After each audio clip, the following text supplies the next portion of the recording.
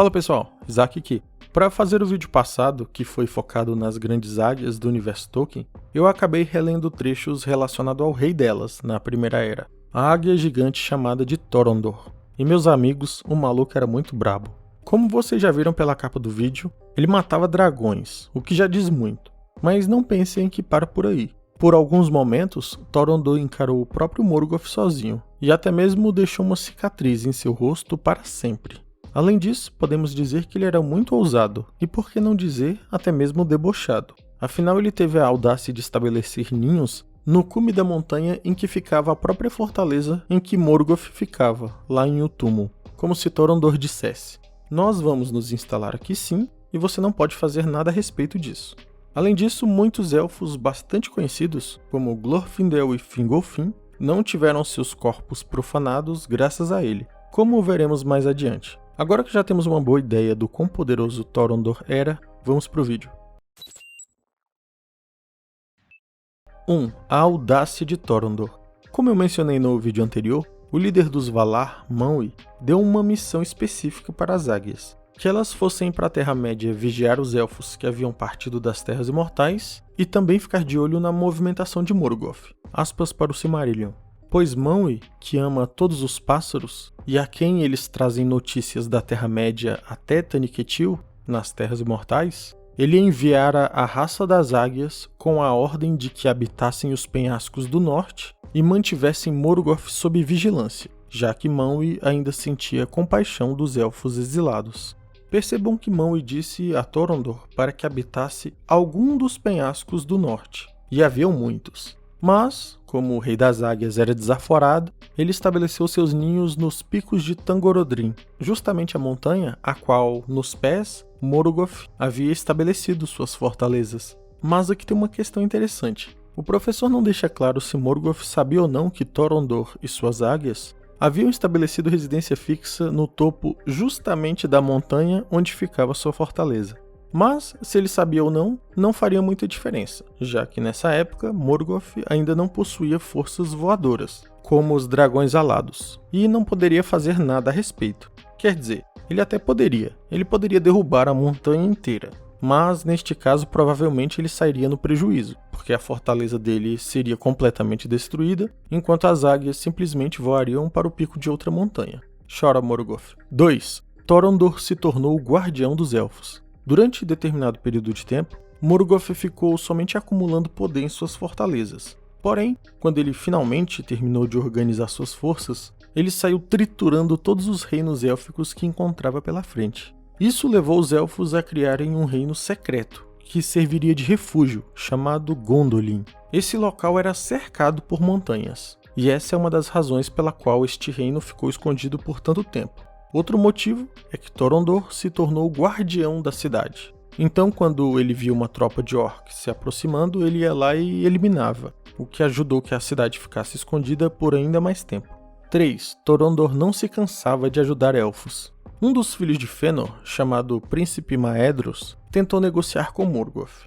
Sempre que eu releio a história de Maedhros, eu considero deprimente a ingenuidade dele em lidar com um mestre da traição como Morgoth. Em resumo, o que aconteceu foi o seguinte: Morgoth enviou alguns mensageiros a Maedhros, ofertando a possibilidade de lhe entregar uma das 3 joias Silmarils de boa vontade. Nada suspeito, né? Por motivos óbvios, Maedhros desconfiou, mas mesmo assim concordou em ir pessoalmente junto de sua comitiva, porém levando o dobro de guardas que ele havia combinado com Morgoth de levar. Acontece que Morgoth já esperava uma atitude desse tipo, e também mandou o dobro de tropas. E mais, mandou os Balrogs juntos. Aí não deu para o Maedhros. Assim que os dois grupos se encontraram, os elfos foram rapidamente obliterados. O único que ficou vivo foi o próprio Maedhros. Após ele ser surrado e humilhado publicamente pelos orcs, ele foi pendurado pelo pulso direito à beira de um precipício, com uma algema de aço inquebrável.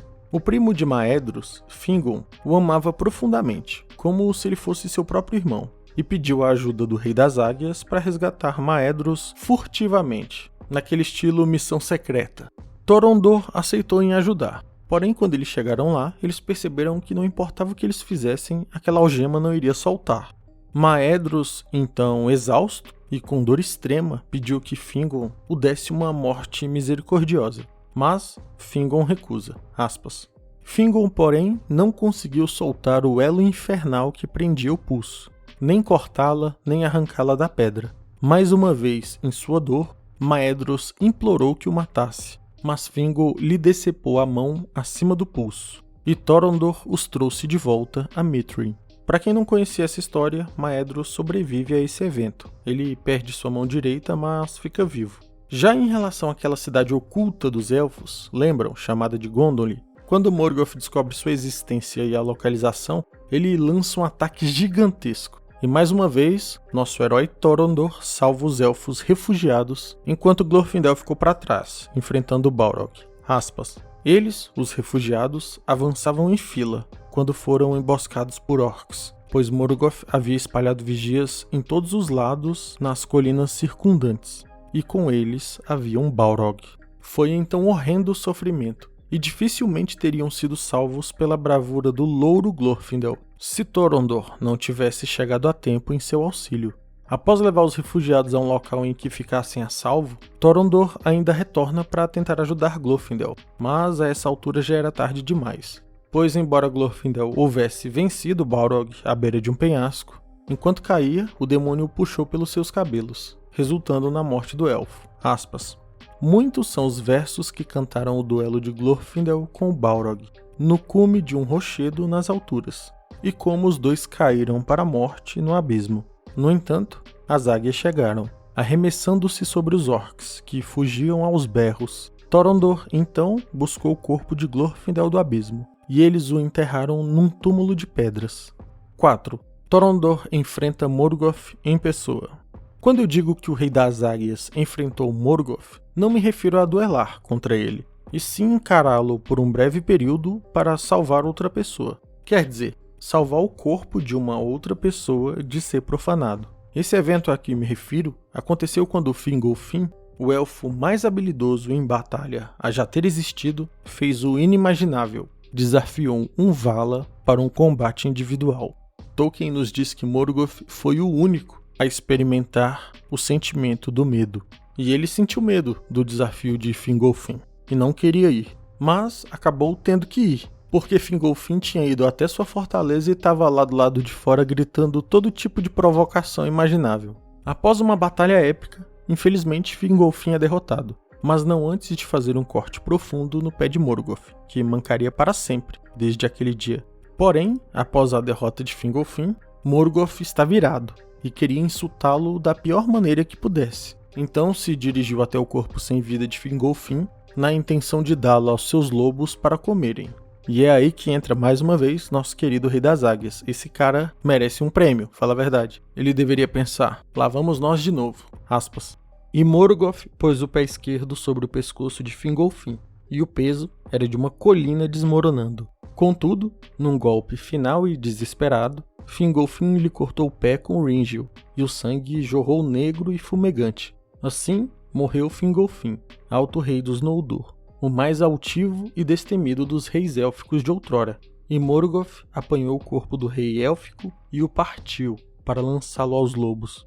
Thorondor, porém, veio apressado de seu ninho, em meio aos picos de Crisegrim, lançou-se sobre Morgoth e lhe feriu o rosto. O farfalhar das asas de Thorondor era como o ruído dos ventos de Manwë. Ele pegou o corpo com suas garras poderosas e, alçando voo de repente, fora do alcance das flechas dos orcs, levou o rei embora e o depositou no topo de uma montanha que do norte dava para o vale oculto de Gondolin. 5. Thorondor versus dragões. Thorondor e suas águias foram alguns dos principais responsáveis pela erradicação da maior parte dos dragões do universo Tolkien. E se você por algum motivo não viu o vídeo anterior, permita-me explicar como. Vejam como ele é descrito no Silmarillion. Desceu das alturas Thorondor, rei das águias, a mais poderosa de todas as aves que já existiram, cujas asas abertas cobriam mais de 60 metros. Assim como eu fiz no vídeo anterior, eu vou comparar o tamanho de Thorondor com a nossa querida estátua do Cristo Redentor no Rio de Janeiro. Essa estátua possui 38 metros de altura. Se Thorondor possuía um diâmetro de mais de 60 metros, Isso significa que da ponta de uma asa até a outra equivaleria a mais ou menos 2 estátuas do Cristo Redentor. Além do tamanho absurdo, as grandes águias conseguiam enxergar além da matéria, uma espécie de visão de raio-x. Aspas mais uma vez. Seus olhos enxergavam as profundezas dos mares e penetravam nas cavernas ocultas, nos subterrâneos do mundo. Com essa visão privilegiada, as águias gigantes conseguiam identificar o ponto fraco dos dragões e tirar proveito disso. Vejam as palavras do professor Tolkien. Erendil apareceu, porém, refugindo em luz branca,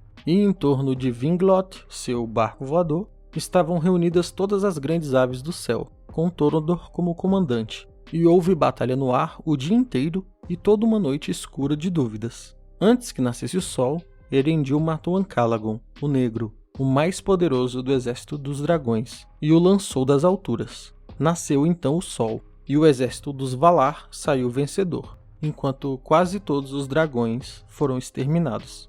Em relação ao destino de Torondor, não nos é revelado. O professor tão somente nos diz que as águias presentes na Terceira Era são descendentes dele, mas nós não sabemos exatamente o que aconteceu com ele, se ele morreu, se ele voltou para Valinor, se foi ficar junto de Manwë. Particularmente, eu acredito que Torondor retornou para junto de Manwë. Ele deve ter pensado assim, chega, já ajudei demais, agora vou voltar para casa. Por fim, eu fico imaginando como seria uma batalha individual entre o primeiro dragão criado por Morgoth, chamado de Glaurung, e Torondor. Deixem nos comentários se vocês gostariam que eu fizesse um vídeo imaginando como seria esse embate. E com isso chegamos ao fim de mais um vídeo. Se você gostou, não deixe de se inscrever e deixar um gostei para ajudar o canal. Para mais conteúdo relacionado a Senhor dos Anéis, me segue no Instagram no endereço que está na tela. Um abraço e até o próximo vídeo.